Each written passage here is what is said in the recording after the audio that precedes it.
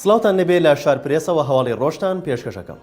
باوەڵ تاڵەبانی هاوسەرۆکی یەکێتی نیشتیمانی کوردستان لە پەیامێکدا ڕای دەگەێنێت باوەڕمان بە ئاشتی برایەتی و پێکەوە ژیانە، بەڵام ئەو غەدرانەی لە کەرکووک و کەرکووکیەکان ئەکرێت بەردەوامی هەیە خەریکە ئەگاتە ئاستێک کە قابلی قوبوڵ نییە. دەژڵێت کەرکووک و کەرکووکیەکان شادەماری خوێنی نوێبوونەوەی یەکێتین و کەرکووک بۆ ئێمە قودسی کوردستانە. جەخت دەکاتەوە کەرکووک ئەمانەتی مام خوێنی شەهیدان و کوڕانی شۆڕشی نوێیە کە خوێنیان بۆ بەخشی و بۆ ساتێکیش کەرکووکیەکانیان جێنەهێشت، بۆیە کەرکووکیەکان خاوەنی ڕاستەقینەی یەکێتین. وتەبێژی حکوومەتی هەرێمی کوردستان ڕای دەگەێنێت لە ئێستادا چاوەڕوانی ئەوان لەگەڵ حکوومەتی فیدراڵ دەست بە گفتوگۆ بکەن لەبارەی بودجەی ساڵی داهاتوو. دەژڵێت بەپێی یاسای بودجەی ساڵی 2021 دەبێت ناردنی 200 ملیارەکە بۆ هەرێم تا کۆتایی ساڵ بەردەوام بێت. سەبارەت بە ڕێگریەکانی بەردەم ناردنی 200 ملیارەکە جوتیار عادلوتی جگە لە نەبوونی سیولا هەندێک جار کێشەی سیاسی بۆ 200 ملیارەکە بە تایبەت لەلایەن وەزیری داراییەوە دروست دەکرێت.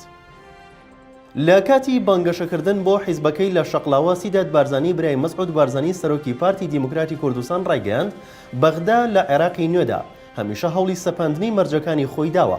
دەژڵێت دوای ڕێفراندۆم لە بەغدا نێتیان بۆ هەرێمی کوردستان نەمێنێت و مەسعود بارزانی بەدەست بەسراوی ببەنە بەغدا و لەوێ لە سێداری بدەن و شتێک بە ناوی هەرێمی کوردستانەوە بوونی نەمێنێت. نوێنەری ئەو کەسانەی کە قەرزی خانوبەرە و هاوسەرگیریان وەرگرتووە داوایەک ئاڕاستی سێ سەرۆکایەتیەکە و زانایان و دادوەران دەکەن و داوا دەکات چاوێک بە بڕیاری لێسەنەوەی قیستی سلفەی خانوبەرە و سلفەی زەواجدا بگەڕنەوە. دەژڵێن هەزاران هاوڵاتی ئەم وڵاتە خێر لە خۆ نەدیوە بەهۆی قەیرانی دارایی و نەبوونی کار و کاسبیەوە ناتوانن قیستی ساڵانیان بدەنەوە و تووشی سوو بوون، بە تایبەت ئەوانەی هیچ مەرجێکیان لە حکوومەت و هیچ شوێنێکی دیکە نییە.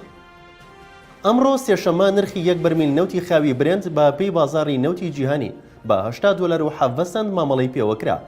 بەرهەمێنەر و مامەڵەکاران لە کەرتی نەوت پێشبنی دەکەن لە سەرەتای ساڵی داهاتووە و لەگەڵ ڕزگاربوونی ئابووری جیهان لە لێکەوتەکانی بڵاوبوونەوەی ڤایرۆسی کۆرۆنا خواستی جیهانی لەسەر سوتەمەنی بۆ ئاستی پێش سەرهەڵدانی ڤایرۆسی کۆرۆنا بگەڕێتەوە. بانکی گۆڵدنمان ساکسیش مەزەندەی کردووە لە سەرەتای ساڵی 2022 نرخی یەک بەرمیل نەوتی خاو بگاتە 90 بۆ $100. لە شارپرێسەوە هەواڵی ڕۆژتان پێشکەشکرا شاد و بەختەوە.